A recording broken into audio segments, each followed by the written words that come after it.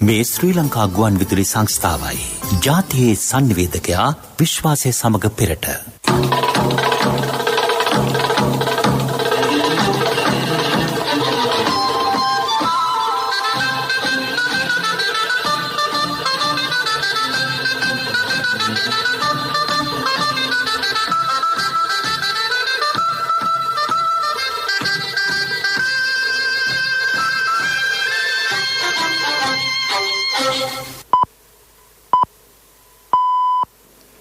උදැසන 6යි. මේ ශ්‍රී ලංකා ගුවන් විදුලි සංස්ථාවයි.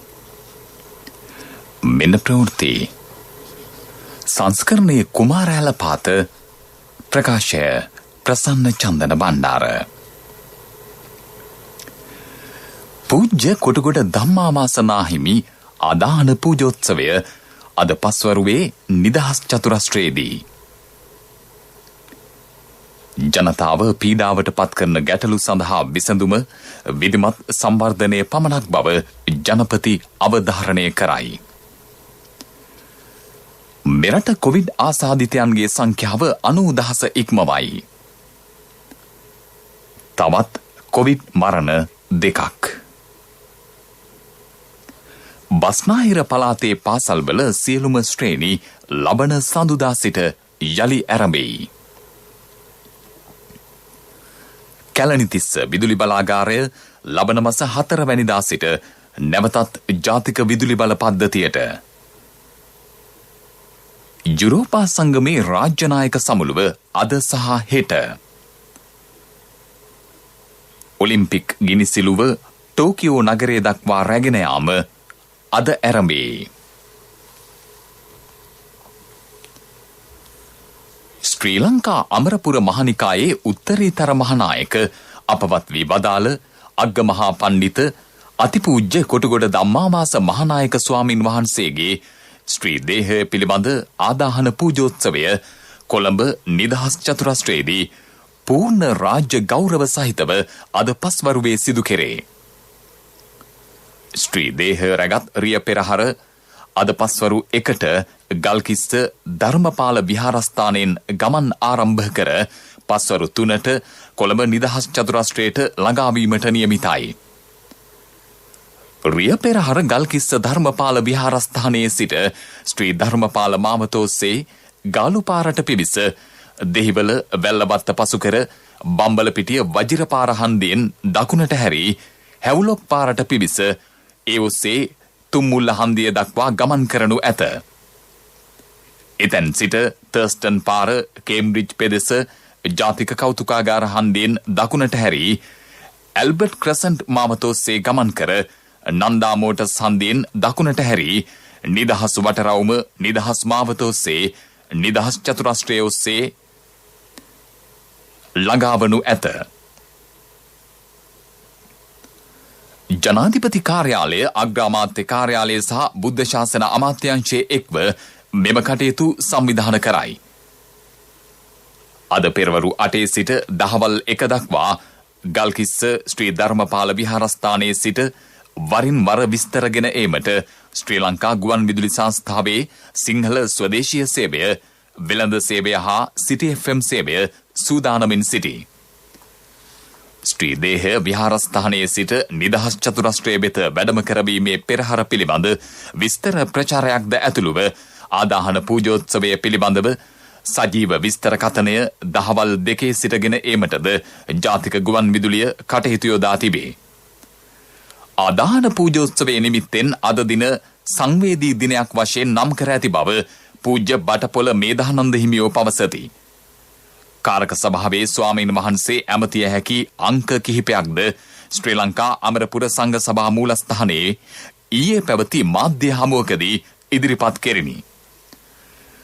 ඒ අනුව පූජ්‍ය නිම්දානේ චන්දවිමල ස්වාමීන් වහන්සේ දුරකථන අංක 0.714 400.906 ඔස්සේ ඇමතිය හැකි අතර අංක 0.716 712.199 අමතා පූජ්‍ය මොරහැර සුගත ජෝති ස්වාමින් වහන්සේගෙන් කරුණු විමසිය හැකිය. මෙන්න නැවතත් එම දුරකථන අංක 2 පූජ්‍ය නින්දානේ චන්දවිමල ස්වාමින් වහන්සේගේ දුරකථන අංකය 0714 400යි 906 පූජ්‍ය මොරහැර සුගත ජෝති ස්වාමින් වහන්සේගේ දුරකථන අංකය 0716යි 712යි 199 ගිහි පින්වතුන්ගේ වාහන රථ පෙරහරට ඇතුළු නොකරන ලෙසට ඉල්ලීමක් කෙරේ. සියලු ගිහි පින්වතුන් සුදු වතින් සැරසී සෞඛ්‍ය ආරක්ෂක උපදෙස් පිළිපදිමින් පැමිණෙන ලෙසට දැනුම් දී තිබේ. උත්තරීතර මහානායක පදවියට ආලෝකයක් වූ කොටගොඩ ධම්මාවාස නාහිමිපාණන් වහන්සේ පළ කළ ප්‍රඥා මහිමය සේම කරුණා බරිත බවද ලෝකයට වටිනා ආදර්ශයක් යයි ශෝක පණිවිඩයක් නිකුත් කරමින් ජනාධිපති ගෝඨාභය රාජපක්ෂ මැතිතුමා සඳහන් කරයි. රටත් සමාජයත් සුවපත් කිරීමට අනලස්ව කැප වුණු නාහිමියන්ගේ අපවත් වීම පොදුවේ සමස්ත බෞද්ධ ලෝකයටම දැරිය නොහැකි පාඩුවකි.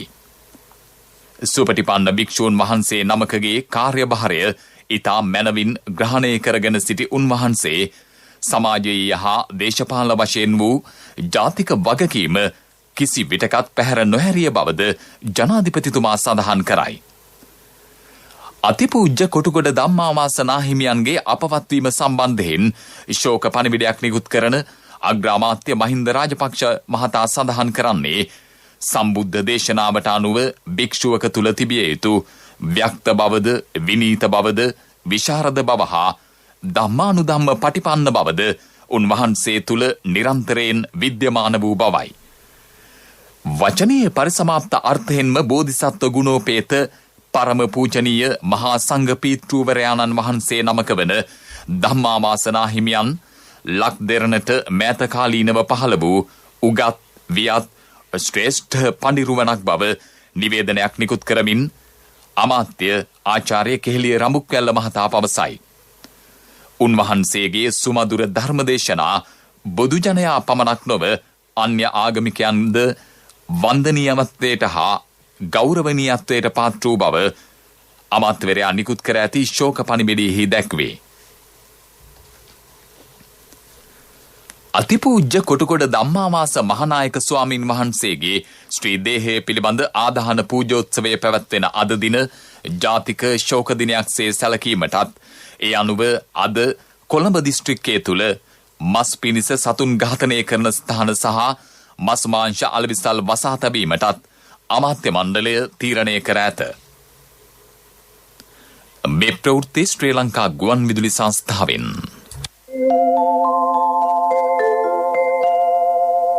ශ්‍රී ලංකා ඉන්ෂුරන්ස් ස්පීඩ් ඉන්වෙස්ට්මන්ට් එක්ක ලයිෆ් එකට දාන්න 5ක්.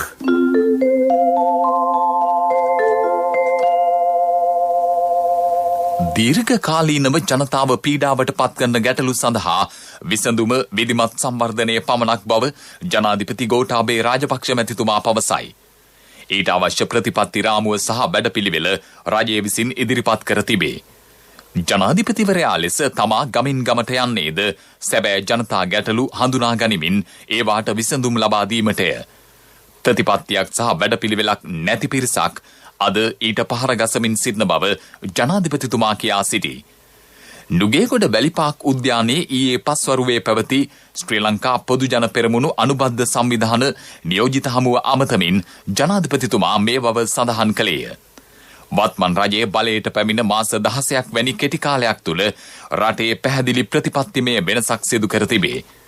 ජනතාව තමාගෙන් ඉල්ලා සිටියේද එම වෙනසයි. ජාතික ආරක්ෂාව තහවුරු කරමින් සංස්කෘතිය අපේකම දේශීයත්වයේ රැක ගැනීමට මෙන්ම රටේ ස්වාධීනත්වය වෙනුවෙන් රජයේ විශාල වැඩ කොටසක් කළ බව රාජපක්ෂ මහතා පෙන්වා දුන්නේය. වත්මන් රජයට මුහුණ දීමට සිදු ඇත්තේ පසුගිය ආණ්ඩු සමයේ ඇති කළ ගැටලු වලටය. 19 වෙනි සංශෝධනය එම යුගයේ සිදු එක් වැරද්දකි. ජාතික ආරක්ෂාව දුර්වල කිරීම හේතුවෙන් පාස්කු ප්‍රහාරය සිදුවිය. ඒ සම්බන්ධයෙන් සොයා බැලීමට පසුගිය රජයේ පත් කළ පාස්කු කොමිසමට පිළිතුරු බැඳීමට සිදුව ඇත්තේ වත්මන් රජයට බව ජනාධිපතිතුමා සඳහන් කළේය. පස් කැපීමට හෝ පරිසරය විනාශ කිරීමට රජය කිසිවකුටත් අවසර දී නැත. රට තුළ විශාල වන විනාශයක් සිදුවන බවට විපක්ෂය බොරු ප්‍රචාරගෙන යමින් සිටී. දිස්ත්‍රික් මට්ටමින් වන විනාශ සිදුවන්නේ නම් ඒ සම්බන්ධයෙන් සොයා බලා කඩිනම් පියවර ගැනීමට දිස්ත්‍රික් ලේකම්වරුන්ට තමා උපදෙස් දුන් බව ජනාධිපතිතුමා එහිදී වැඩිදුරටත් සඳහන් කළේය. මෙරට ඉතිහාසයේ වැඩිම පරිසර හානියක් සිදු වූ යුගය වශයෙන් 1977-1994 කාලය ඉතිහාසගත වන බව පූජ්‍ය බෙංගමුවේ නාලක හිමියෝ පවසති. රට පුරා විශාල වන විනාශයක් සිදුවන බවට මේ දිනවල විවිධ ප්‍රවෘත්ති පළ වෙයි. රජයේ කළ යුත්තේ එම ප්‍රවෘත්තිවල සත්‍ය අසත්‍යතාව සොයා බලා අවශ්‍ය පියවර ගැනීම බව ජාතික ගුවන් විදුලියට අදහස් දක්වමින් උන්වහන්සේ පැවසූහ. විරුද්ධ පක්ෂ පහර දෙන්නේ ඒගොල්ලන්ට පහර ගහන්න ආයුධ දෙන නිසායි. ඒක නොදී ඉන්න ඕන වර්තමාන රාජ්‍ය පාලන පක්ෂය. එහෙම නැති වුණොත් එම දිගටම ඒගොල්ලෝ පහර ගහනවා. අන්තිමේදී මහජනතාවත් මේ පැත්තට හැරෙන්න ඉඩ තියෙනවා. ඒ නිසා මහජනතා අදහසක් අපි මේ කියන්නේ. අපි මේ කාටවත් පක්ෂව විපක්ෂව නෙමෙයි කියන්නේ. මහජනතාවගේ අදහස. ඒ නිසා මහජනතාවට සත්‍ය තානුව කටයුතු කිරීමට පුළුවන් වෙන්න ඕන. ඒ වගේම මහජනතාවගේ අදහස් ගරු කරන්න ඕන. මහජනතාවට තර්ජනය කිරීමට යන්නත් හොඳ නැහැ. නිලධාරීන් මහජනතාවට පක්ෂව වැඩ කරන්නේ නැති බව තේරුම් ගන්න ඕන. දේශපාලන පක්ෂවල ඉන්න අයටත් වැඩිය මේ නිලධාරීන් කියන කොටස් සමහර විට මහජනතාවගෙන් නොතකා කටයුතු කරන බව අපට පේනවා. ඒ නිසා රජය මේ බව තේරුම් කරගෙන රජයට පහර ගහන්න විරුද්ධ පක්ෂවලට ආයුධ නොදී ඉන්න කියන එක තමයි කියන්නේ. රට පුරා සිදුවන බවට හුවා දක්වමින් ප්‍රචාරය කෙරෙන වන විනාශ සත්‍යෙන් තොර බව ජාතික ගොවි සංවිධාන බල මණ්ඩලය කියා සිටී. අනුරාධපුර, කළුතර, බදුල්ල, මොනරාගල යන දිස්ත්‍රික්කවල කිසිදු ආකාරයක වන විනාශයක් සිදු වී නොමැති බව ගොවි සංවිධාන නියෝජිතයෝ තහවුරු කරති.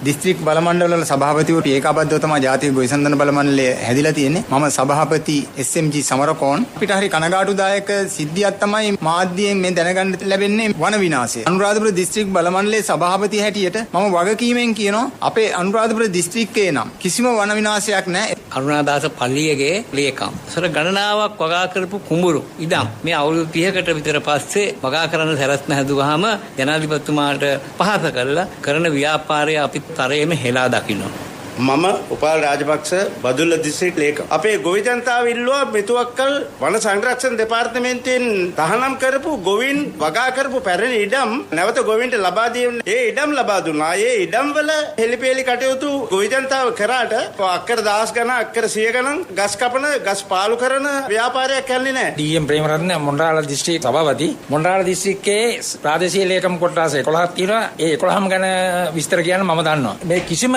ප්‍රාදේශීය ලේකම් කොට්ටාසයක තාමනම් කැලෑ කපනවා අපි නම් දැකලත් නැහැ අපි දන්නේත් නැහැ. කළුතර දිස්ත්‍රික් සභාපති ඒ.පී. අමරදාස මහත්මයා ගොවි ජනතාව අද හොඳ කොන්ද කෙලින් තියාගෙන ඉන්න පුළුවන් ශක්තියක් මේ රජය අපට ලබා දීලා තිනවා. පුරංගුමුරු වල කැලෑවල් තුනොත් ඒව සුද්ධ වෙනවා. ඒව තමයි පෙන්වන්නේ විවිධාකාරයෙන් වන විනාශයක් කරනවා කියලා. තවත් COVID-19 ආසාදිතයින් 253 දෙනෙකු ඊයේ දිනේ හඳුනාගත් බව රජයේ ප්‍රවෘත්ති දෙපාර්තමේන්තුව පවසයි. ඒ සමගම දිවයිනෙන් මෙතෙක් වාර්තා වූ සමස්ත කොවිඩ් ආසාදිත රෝගීන්ගේ සංඛ්‍යාව 90,894ක් දක්වා ඉහළ ගොස් තිබේ.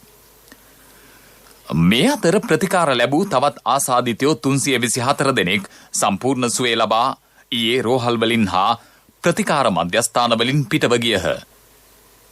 ඒ අනුව මේ දක්වා සුවය ලැබූ සමස්ත සංඛ්‍යාව 87,630කි. මේ අතර ඊයේ තවත් කොවිඩ් ආසාදිත මරණ දෙකක් සෞඛ්‍ය සේවා අධ්‍යක්ෂ ජෙනරාල්වරයා විසින් තහවුරු කර ඇතැයි රජයේ ප්‍රවෘත්ති දෙපාර්තමේන්තුව නිවේදනය කරයි. මෙලෙස මරණයට පත්ව ඇත්තේ කොළඹ 15 ප්‍රදේශයේ පදිංචි 65 හැවිරිදි කාන්තාවක සහ කොළොන්නාව ප්‍රදේශයේ පදිංචි 76 හැවිරිදි පිරිමි පුද්ගලයෙකි. ඒ අනුව COVID-19 ආසාදිත වීමෙන් මෙරට මරණයට පත් සමස්ත රෝගීන්ගේ සංඛ්‍යාව 554ක් වී තිබේ. බස්නාහිර පළාතේ පාසල්වල සියලුම ශ්‍රේණි ලබන සඳුදා සිට යලි ආරම්භ කරන බව අමාත්‍ය මහාචාර්ය ජී.එල්. පීරිස් මහතා කියයි. ඒ සඳහා සෞඛ්‍ය සේවා අධ්‍යක්ෂ ජෙනරාල්වරයාගේ අනුමැතිය ලැබී තිබේ. බස්නාහිර පළාතේ පාසල්වල 5, 11 හා 13 ශ්‍රේණිවල අධ්‍යයන කටයුතු පසුගිය 15 වෙනිදා ආරම්භ කෙරිණි. බස්නාහිර පළාතේ පාසල්වල සියලු ශ්‍රේණි ආරම්භ කිරීමට කලින් සැලසුම් කර තිබුණේ අප්‍රේල් 19 වෙනිදා බව කොළඹ ඊයේ පැවති මාධ්‍ය හමුවකදී අමාත්‍යවරයා පැවසීය. මේ අතර ලබන 29 වෙනිදා සිට බස්නාහිර පළාතේ පෙර පාසල් අධ්‍යාපනික කටයුතු ආරම්භ කිරීමටද සෞඛ්‍ය අමාත්‍යාංශයේ අනුමැතිය හිමිව තිබේ. සෙසු පළාත්වල මේ වන විට සෞඛ්‍ය ආරක්ෂිත ක්‍රමවේදයන්ට අනුකූලව පෙර පාසල් පවත්වාගෙන යනු ලබයි. සෞඛ්‍ය අමාත්‍යාංශයත් අධ්‍යාපන අමාත්‍යාංශයත් සමග සාකච්ඡා කර සෞඛ්‍ය උපදෙස් අනුව පෙර පාසල් ආරම්භ කිරීමට අවසර ලැබුණු බව රාජ්‍ය අමාත්‍ය පියල් නිශාන්තද සිල්වා මහතා පවසයි. මේ වන විටත් අවදානම කියන එක පිළිබඳව අපිට දැඩිව හිතන්න වෙනවා. තාමත් කොවිඩ් රෝගය රටින් තුරන් කරන්නට හැකියාවක් ලැබිලා නැහැ. යම් මර්ධනයකට පමණයි අපිට කරන්න හැකියාව ලැබිලා තියෙන්නේ රජයක් හැටියට. ඒ නිසා විශේෂයෙන්ම සෞඛ්‍ය උපදෙස් පිළිපදිමින් මේ දරුවන්ගත් ආරක්ෂා කරමින් පෙර පාසල් ආරම්භ කරන්න කියන පණිවිඩය තමයි අද අපිට ලබා දෙන්න තියෙන්නේ. කොරෝනා වෛරස ව්‍යාප්තිය හමුවේ පීඩාවට පත් සැමට සෙත්පතා ජනමාධ්‍ය අමාත්‍යාංශයේ සංවිධාන කළ සර්ව රාත්‍රික පරිත්‍රාණ ධර්මදේශනාව එම අමාත්‍යාංශයේදී ඊයේ රාත්‍රියේ පැවැත්විණි. ජාතික ගුවන් විදුලියේ ස්වදේශීය සේවය ඔස්සේ එය සජීවීව විකාශය කෙරිණි. අමාත්‍ය ආචාර්ය කෙහෙලිය රමුක්වැල්ල මහතාගේ සංකල්පයකට අනුව එම පින්කම සංවිධාන කර තිබුණි. අමාත්‍යංශ ලේකම් ජගත් පී විජේවීර මහතා ඇතුළු අමාත්‍යංශ කාර්ය මණ්ඩලය සහ ජනමාධ්‍ය අමාත්‍යංශයට අනුබද්ධිත සියලු ආයතනවල කාර්ය මණ්ඩල නියෝජනය කරමින් විශාල පිරිසක් මෙම අවස්ථාවට සහභාගී වූහ. කිරුළපන සිරි ඇලන් මැතිනියාරාමාධිපති පූජ්‍ය යෝග්‍යානේ සෝබිත තිස්ස අමරපුර මූලවංශික නිකායේ අනුනායක නාහිමිපාණන්ගේ සහ පූජ්‍ය උඩුවේ ධම්මාලෝක නායක ස්වාමින් වහන්සේගේ අවවාද අනුශාසකත්වයේ ඇතිව මෙවර පිරිත් පින්කම සංවිධාන වී තිබිණි. අමාත්‍ය කෙහෙලිය රඹුක්වැල්ල මහතාගේ උපදේශක දර්ශනපති සහකාර අධ්‍යාපන අධ්‍යක්ෂ පූජ්‍ය කහගල සීලානන්ද ස්වාමින් වහන්සේ පින්කමේ අරමුණ පැහැදිලි කළහ.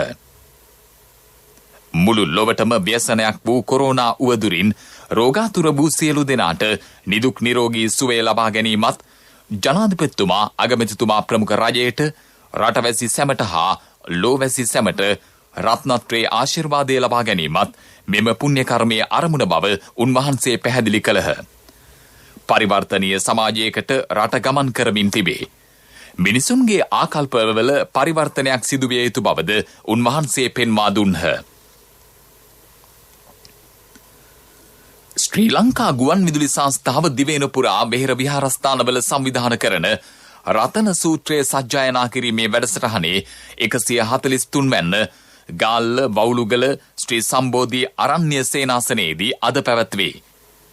ඒ සම්බන්ධයෙන් අදහස් දක්වන අරණ්‍ය සේනාසනාධිපති ශාස්ත්‍රපති කම්මට්ටහනාචාර්ය පූජ්‍ය අලුපොද්දෙනිය ඥානිස්සර ස්වාමින් වහන්සේ ලක්වැසි සහ ලෝවැසියන්ට නිරෝගී සුවය ප්‍රාර්ථනා කරමින් ගුවන් විදුලි සංස්ථාවෙන් විසිරුවා හරින 143 වැනි රතන සූත්‍ර දේශනාව ඉහළ කොඹල උණගස්විල තරුණ කලගේ දායකත්වයෙන් අද සවස 6:30ට අපේ ගාල්ල වවුලුගල ශ්‍රී සම්බෝධි ආරණ්‍ය සේනාසනස්ථානයේදී සජීවීව විසිරුවා හරින බව ඊටාම කරුණාවෙන් ඉපත් කරන්නට කැමැති තෙරුවන් සරණයි. පස්වරු 6:30 සිට වෙළඳ හා සිටි FM සේවා ඔස්සේ රතන සූත්‍ර සජ්ජායනය සජීවීව ප්‍රචාරය කෙරේ. මීළඟට ප්‍රමුඛ පුවත. අවුරුද්දෙන් අවුරුද්ද රක්ෂිත මුදලට 5% එකතු වෙනවා. කල් පිරෙනකොට බෝනස් මුදලත් එකතු වෙනවා. වාරිකේ වෙනසක් ඇත්තෙම නෑ. මේක ජීවිත රක්ෂණයක් එක්ක දෙන ස්පීඩ් ආයෝජනයක්. හම්බ කරන කාලේ හම්බ කරලා සැනසෙල්ලේ වියදම් කරන්න chance එකක් ගන්න. මොකද කියන්නේ? ශ්‍රී ලංකා ඉන්ෂුරන්ස් ස්පීඩ් ඉන්වෙස්ට්මන්ට් එක්ක ලයිෆ් එකට දාන්න 5ක්. ශ්‍රී ලංකා ඉන්ෂුරන්ස් පියෙකුමෙන් මවකමෙන්. ප්‍රමුඛතම පුවත ඔබ වෙත ගෙනෙන්නේ සිද්ධාලේප ලක්ප්‍රියා. කැලණිතිස්ස ද්විත්ව චක්‍රීය විදුලි බලාගාරය අප්‍රේල් මාස 4 වැනි දින නැවතත් ජාතික විදුලි බල පද්ධතියට එක් කෙරේ. තාක්ෂණික දෝෂයක් මත අක්‍රියව පැවති බලාගාරය මෙවන විට යථා තත්ත්වයට පත්කර පරීක්ෂණ මට්ටමේ පවතී. 2003 වසරේදී විදුලිය උත්පාදනය ආරම්භ කළ මෙම බලාගාරය මෙගාවොට් 165ක ධාරිතාවකින් සමන්විතය. මෙයින් මෙගාවොට් 110ක් ගෑස් ටර්බයින් මගින් ලබා ගන්නා අතර මෙගාවොට් 55ක වාෂ්ප මගින් ලබා ගනී. 2019 ජූලි 19 වැනි දින සිදු කරන ලද වාෂ්ප ටර්බයිනය අලුත් වැඩියාවෙන් පසු එම වසරේම ඔක්තෝබර් මාසයේදී යලි ජාතික විදුලි පද්ධතියට සම්බන්ධ කර ඇත. එහෙත් නැවතත් ගෑස් ටර්බයිනය යම් බිඳවැටීමක් සිදු වී ඇත. එය අලුත් වැඩියාව සඳහා අදාළ ආයතනය වෙත යොමු කෙරිණ. එහෙත් එම අලුත් වැඩියාව සඳහා අදාළ ආයතනය එකඟ වී නැත. ඒ අනුව විදුලි බල අමාත්‍යාංශයේ ප්‍රසම්පාදන කමිටු අනුමැතිය සහිතව ඩුබයි රාජ්‍යයෙහි සමාගමක් වෙත එය යොමු කෙරිණ. යන්ත්‍ර ප්‍රවාහනයේදී ඇති වී තිබෙන ප්‍රමාදයක් හේතුවෙන් මෙම ටර්බයින නැවත ලැබී ඇත්තේ පසුගිය වසරේ පෙබරවාරි මාසයේදීය. මෙම ද්විත්ව චක්‍රීය විදුලි බලාගාරය ලබන මාස 4 වැනිදා ජාතික විදුලි බල පද්ධතියට සම්බන්ධ කරන බව විදුලි බල මණ්ඩලයේ සභාපති විජිත හේරත් මහතා පවසයි. ප්‍රමුඛතම පුවත ඔබ වෙත ගෙන ආවේ සිද්ධාලේප ලක්‍රියාව. ශක්ති හඬ අවධානය පිණිසයි. ගල්ල බලපිටිය කන්දේගොඩ විහාර මාර්ගය දැඩි ලෙස අබලන් වී ඇතැයි ප්‍රදේශවාසීහු පෙන්වා දෙති. මෙම මාර්ගයේ 2016 වසරේ නිල මෙහෙවර වැඩසටහන යටතේ තාර යොදා සංවර්ධනය කෙරිණි. එහෙත් මෙවන විට එහි තාර ගැලවී විශාල වලවල් හැරී මාර්ගය විනාශ වී ගොස් ඇත. පාසල් දරුවන් පෞද්ගලික හා රාජ්‍යාංශයේ නිලධාරීන්ද මෙම මාර්ගය භාවිත කරයි. වත්මන් රජයේ මාර්ග සංවර්ධන වැඩසටහන යටතේ හෝ මෙම මාර්ගයේ පිළිසකර කර දෙන ලෙස ප්‍රදේශවාසී ජනතාව අදාළ බලධාරීන්ගෙන් ඉල්ලා සිටිති. බලපිටිය ප්‍රාදේශීය සභා සභාපතිතුමනි, මේ ඔබේ අවධානයට. ලෝක ප්‍රවෘත්ති අනුග්‍රහය People's Leasing ලීසින් විප්ලවයට ඔබත් එක්වන්න. කිසිදින නොලැබෙන අසම ලීසින් වාරික සමගින් අවම පොලියකට විස්තර දැනගන්න ළඟම People's Leasing ශාඛාවකට පිවිසෙන්න. නැත්නම් කතා කරන්න 0112 206 300. People's Leasing විශ්වාසයේ ප්‍රමුඛයා. යුරෝපා සංගමයට අයත් රටවල රාජ්‍ය නායකයන්ගේ සමුළුව අද සහ හෙට පැවැත්වේ.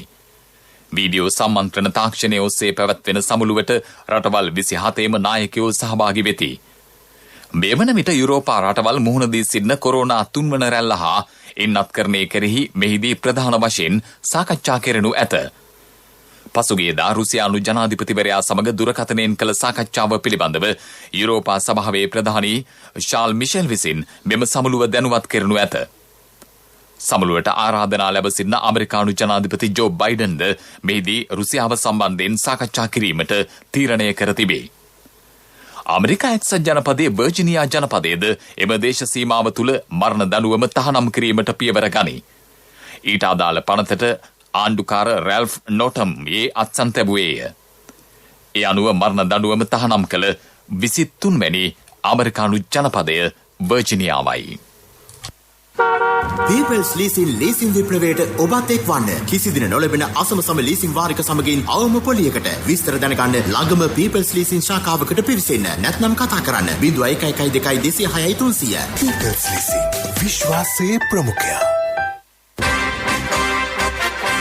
පිරසර සංවර්ධනයක පුවත් සම්පින්ඩනය සංවර්ධන පුවත් ඔබ වෙත ගෙනෙන්නේ CIB අවුරුදු සමගින් මාර්තු 16 සිට 30 දක්වා සෑම බිල්පතකටම වටිනා තෑගි වවුචර් පත් බැංකු කාඩ් සඳහා 20% දක්වා වත්තා. අපේම තැනකින් අපේම දෙයක් CIB. වැඩ සමග යලි ගමට සියලුම අමාත්‍යාංශ එකිනෙකට සම්බන්ධීකරණය වන ක්‍රියාදාමයක්. මේ යටතේ තරුණ හා ක්‍රීඩා අමාත්‍යාංශය ඉතා වැදගත් කාර්යභාරයක් ඉටු කරනවා. අභිමානවත් තුලිත පෞරුෂයකින් නෙබි ජව සම්පන්න තරුණ ප්‍රජාවක් ඇති කිරීම, බාහිර ක්‍රියාකාරකම් වලට යොමු කරමින් සෞඛ්‍ය සම්පන්න ළමා හා තරුණ පිරිසක් බිහි කිරීම, ක්‍රීඩා හිතකාමී ජන සමාජයක්, නාගරික සංවර්ධන සංචාරක වාණිජ හා ජාත්‍යන්තර සමතා ගොඩනගන ක්‍රීඩා සංස්කෘතියක් ඇති කිරීම මෙහි විෂය පතයට අයත් වෙනවා. සෞභාග්‍ය දැක්ම ප්‍රතිපත්ති ප්‍රකාශයට අනුව රජය මගින් ක්‍රියාත්මක කිරීමට අපේක්ෂිත වෙනත් ජාතික ප්‍රතිපත්තින් මත පිහිටා අභිමානවත් ජව සම්පන්න තරුණ පරපුරක් බිහි කිරීම සඳහා අදාළ රාජ්‍ය අමාත්‍යාංශය සඳහා ප්‍රතිපත්තිමය මඟ පෙන්වීම සහ නියමිත නීතිය අනපනත්වලට අනුකූලව තරුණ හා ක්‍රීඩා විෂයට අදාළව කටයුතු කිරීම මෙහිදී තරුණ හා ක්‍රීඩා අමාත්‍යාංශයේ කාර්යහා කර්තව්‍යයන් ලෙස සැලකෙනවා.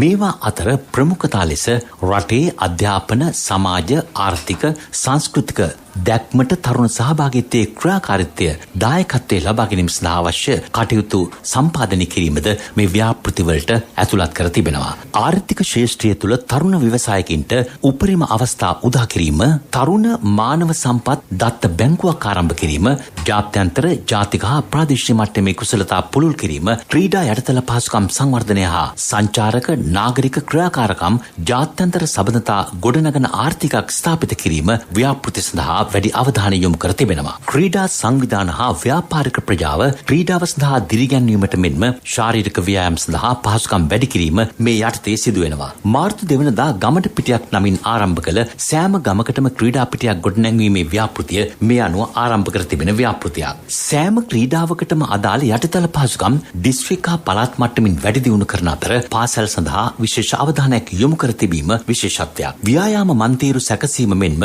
ව්‍යායාම මධ්‍යස්ථාන ඉදිකිරීම සඳහා මුදල් ප්‍රතිපාදන වෙන් කර තිබීමද ඉතා වැදගත් කරුණක් වෙනවා. නිරෝගීමත් තරුණ පරපුරක් කියන්නේ රටකට වාසනාවක්. සෞඛ්‍ය සම්පන්න ශ්‍රම බලකායක් ආර්ථික ගොඩනංවන බලවේගය බවට පත් වෙනවා. රටක දියුණුව සඳහා අවශ්‍ය මූලිතාලම නිරෝගීමත් පරපුරක්. ඒ අතරිනුත් නිරෝගීමත් ජව සම්පන්න තරුණ පරපුරක්. අපි ඒ සඳහා වැඩ කරමු. වෙනස්ව සිටීමට බිය නොවෙමු.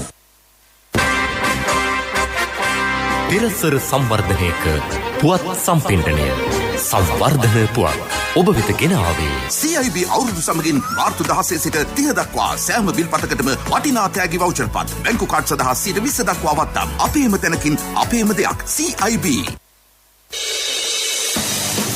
ක්‍රීඩා පුවත් ඔලිම්පික් ගිනිසුළුව ටෝකියෝ නගරය දක්වා රැගෙන දිවයාමේ සම්ප්‍රදාය ජපානයේ ෆුකුසිමා නගරයෙන් අද ආරම්භ වෙයි. වසර 10කට පෙර හටගත් සුනාමි ව්‍යසනයෙන් මෙම නගරයට හා එහි න්‍යෂ්ටික බලාගාරයට හානි සිදුවිය. කොරෝනා වසංගතය හේතුවෙන් නරඹන්නන්ගෙන් තොරව මෙය ආරම්භ කෙරේ. ජපානයේ ප්‍රාන්ත 47ම ආවරණය වන පරිදි ගිනිසුළුව රැගෙන දිවයාම සිදුවන අතර ඒ සඳහා ගතවන කාලය දින 121කි. මෙම අවස්ථාවට පුද්ගලයන් 10,000ක් කඩින් කඩ සහභාගී වීමට නියමිතය. ව්‍යාපාරික පුවත් ඔබ වෙත ගෙන එන්නේ 2021 වසරේ පළමු ශ්‍රේණියට ඇතුළු වන පුංචි හපනුන්ට ජාතික ඉදිරි කිරීමේ බැංකුවේ හපන් ගිණුමෙන් රුපියල් 1000ක තැන්පතුවක්. ඔබේ මුදලට සුරක්ෂිතම ස්ථානය ජාතික ඉදිරි කිරීමේ බැංකුව.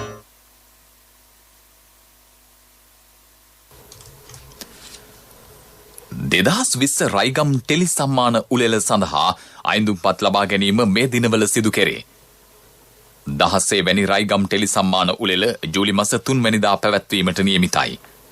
ටෙලිනාට්‍ය ක්ෂේත්‍රයට ලබා දෙන සම්මාන උළෙල මෙවරත් විශේෂාංග රැසක් යටතේ පැවැත්වීමට කින්ඩම් ඔෆ් රයිගම් සැලසුම් කර ඇත.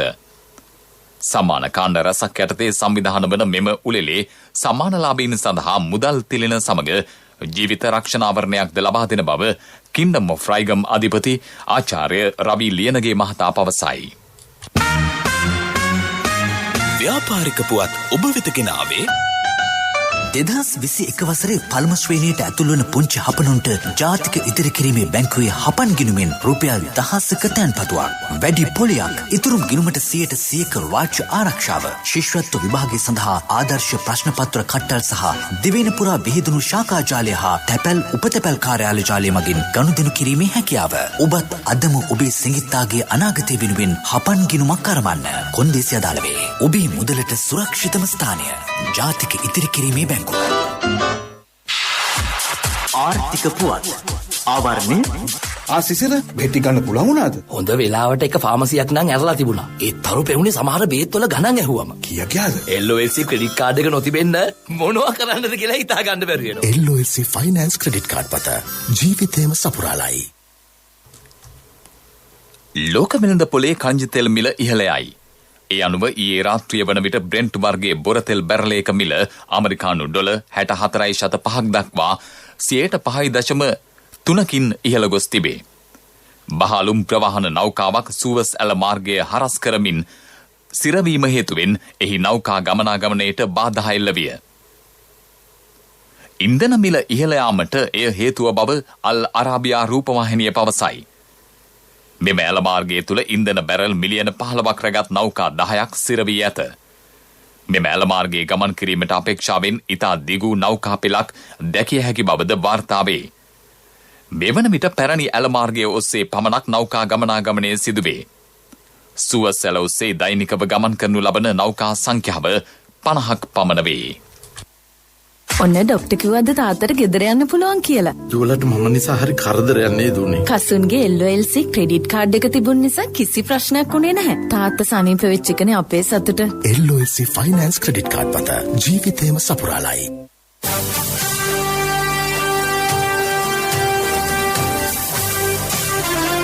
කාලගුණ වාර්තාව ඔබ වෙත ගෙන එන්නේ සයුරු දීවර කාලගුණ තොරතුරු සේවාව. ඔබගේ ප්‍රදේශයට අදාළ කාලගුණ තොරතුරු නොමිලේ එසැනින් ඔබේ ඩයලොග් දුරකථනයට 828 අමතා ලියාපදිංචි වන්න. දීවර හා ජලජ සම්පත් දෙපාර්තමේන්තුව සහ කාලගුණ විද්‍යා දෙපාර්තමේන්තුවේ ඉදිරිපත් කිරීමකි. සයුරු සමග සුරැකීම. සබරගමුව බස්නාහිර වයඹ සහ මධ්‍යම පළාත්වලත් ගාල්ල සහ මාතර දිස්ත්‍රික්කවලත් රාත්‍රී කාලයේදී තැනින් තැන වැසි හෝ ගිගුරුම් සහිත වැසි ඇතිවන බව කාලගුණ විද්‍යා දෙපාර්තමේන්තුව පවසයි. ඇතැම් ස්ථානවලට මිලිමීටර් 75කට වැඩි තරමක තද වැසි ඇතිවිය හැකිය.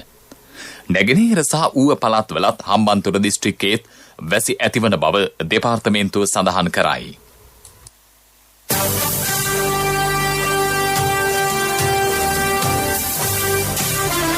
කාලගුණ වාර්තාව ඔබ වෙත ගෙන ආවේ සයුරු දීවර කාලගුණ තොරතුරු සේවාව. ඔබගේ ප්‍රදේශයට අදාළ කාලගුණ තොරතුරු නොමිලේ එසැනින් ඔබේ ඩයලොග් දුරකථනයට 828 අමතා ලියාපදිංචි වන්න. දීවර හා ජලජ සම්පත් දෙපාර්තමේන්තුව සහ කාලගුණ විද්‍යා දෙපාර්තමේන්තුවේ ඉදිරිපත් කිරීමකි. සයුරු සමග සුරැකීම. අපවත් වී වදාළ අතිපූජ්‍ය කොටුගොඩ ධම්මාවාස මහානාහිමිපාණන් වහන්සේ පිළිබඳව ශ්‍රී ලංකා ගුවන්විදුලි සංස්ථාවේ ප්‍රවෘත්ති අංශය ගෙන එන වාර්තාවක් දැන්. ව්‍යක්ත විනීත විශාරද ධම්මානුධම්ම පටිපන්න ආදී සංඝ සෝබන ගුණයන්ගෙන් පරිපූර්ණ නූතන ධර්මදේශනාවෙහි යතිවර ලකුණ බවට පත් වූ ශ්‍රී ලංකා අමරපුර මහානිකායේ උත්තරීතර මහානායක අග්ගමහා පණ්ඩිත අතිපූජ්‍ය කොටුගොඩ ශ්‍රී ධම්මාවාස මහානායක ස්වාමින් වහන්සේ සම්බුද්ධ ශාසනයේ චිරස්ථිතිය උදෙසා විශාල මෙහෙවරක් ඉටු කළ මහා යතිවරයාණන් වහන්සේ නමක්.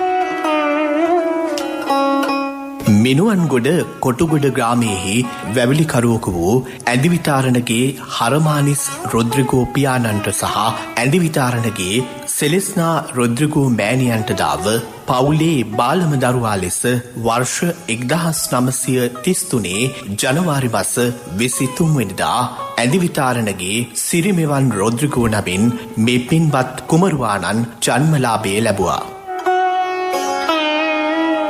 පානදුර පල්ලිමුල්ල වාලුකාරාමාධිපතිව වැඩවිසූ මිහිරිපැන්නේ ජෝතිපාල අධිකරණ සංඝනායක මාහිමිපාණන් වහන්සේගේද ගල්කිස්ස ධර්මපාලාරාමාධිපතිව වැඩවිසූ උණවටුනේ ධම්මපාල නාහිමිපාණන්ගේද ශිෂ්‍ය ස්වාමින් වහන්සේ නමක් වශයෙන් පැවිදි දිවියට පත්වන කොටුකොට ධම්මාවාස මහානායක ස්වාමින් වහන්සේ රත්මලානේ පරම ධම්ම විහාරස්ථ පිරිවෙනෙන් පාලි සංස්කෘත සිංහල ත්‍රිපිටක ධර්මය ආදී ධර්ම විනය සහ ශබ්ද ශාස්ත්‍ර හැදෑරීම සිදු කළා. එතැනින් නොනැවති උන්වහන්සේ වැඩිදුර අධ්‍යාපනය සඳහා මරදානේ විද්‍යෝදය මහපිරිවෙනට ඇතුළත් වුණා.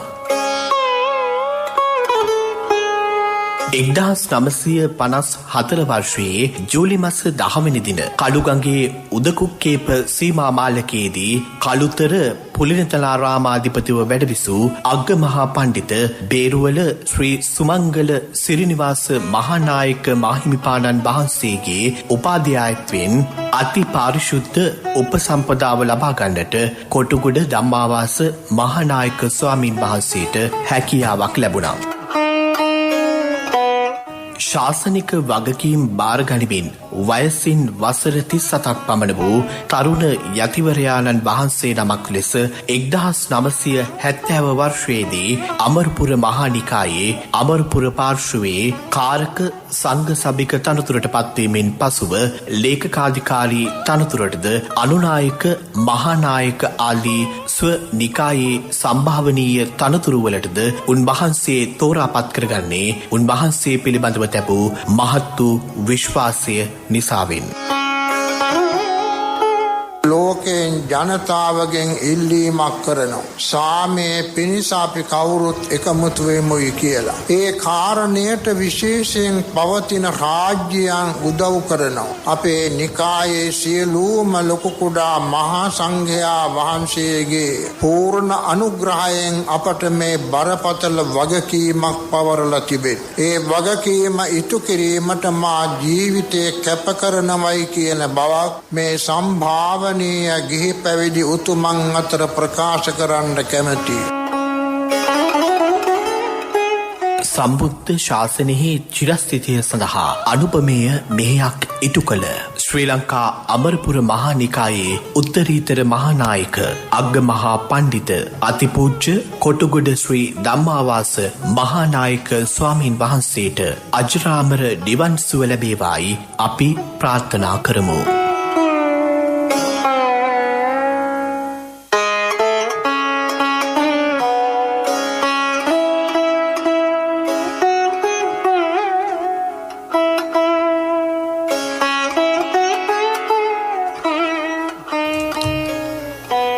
අපවත් වී වදාළ අතිපූජ්‍ය කොටුගොඩ ධම්මාවාස මහානාහිමිපාණන් වහන්සේ පිළිබඳව ශ්‍රී ලංකා ගුවන්විදුලි සංස්ථාවේ ප්‍රවෘත්ති අංශයේ තැබූ සටහන. දැන් ප්‍රවෘත්ති අවසන් කිරීමට යලි සිරස්තල. පූජ්‍ය කොටුගොඩ ධම්මාවාස නාහිමි ආදාහන පූජෝත්සවය අද පස්වරුවේ නිදහස් චතුරස්‍රයේදී ජනතාව පීඩාවට පත් කරන ගැටලු සඳහා විසඳුම විධිමත් සංවර්ධනය පමණක් බව ජනපති අවධාරණය කරයි. මෙරට කොවිඩ් ආසාදිතයන්ගේ සංඛ්‍යාව 90,000 ඉක්මවයි. තවත් කොවිඩ් මරණ 2ක්. බස්නාහිර පළාතේ පාසල්වල සියලුම ශ්‍රේණි ලබන සඳුදා සිට යලි ආරම්භයි. කැලණිතිස්ස විදුලි බලාගාරයේ ලබන මාස 4 වැනිදා සිට නැවතත් ජාතික විදුලි බල පද්ධතියට. යුරෝපා සංගමේ රාජ්‍යනායක සමුළුව අද සහ හෙට. ඔලිම්පික් ගිනිසුළුව ටෝකියෝ නගරයේ දක්වා රැගෙන යාම අද ආරම්භයි. අපගේ මෙම ප්‍රවෘත්ති ප්‍රකාශය www.slbcnews.lk වෙබ් අඩවිය ඔස්සේද සමන් දිය හැකිය. අපගේ මීළඟ ප්‍රධාන ප්‍රවෘත්ති ප්‍රකාශය දහවල් 12:45ට